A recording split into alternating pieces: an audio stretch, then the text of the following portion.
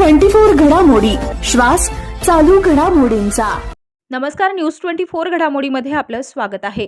रुबाब उद्योग समूहाचे संचालक सनी जाधव यांच्यावर कोरेगाव पार्क पोलीस ठाण्यात बलात्काराचा गुन्हा दाखल करण्यात आला होता।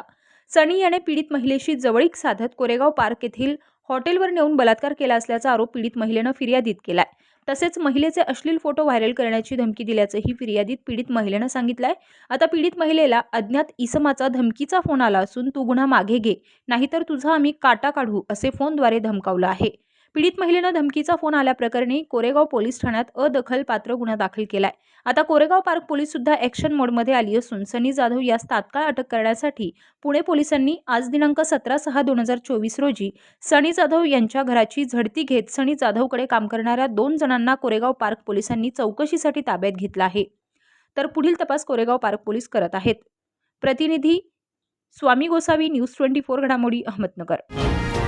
अशाच घडामोडींचा आढावा घेण्यासाठी आजच आमच्या YouTube चॅनलला सबस्क्राइब करा आणि पाहत रहा न्यूज 24 घडामोडी।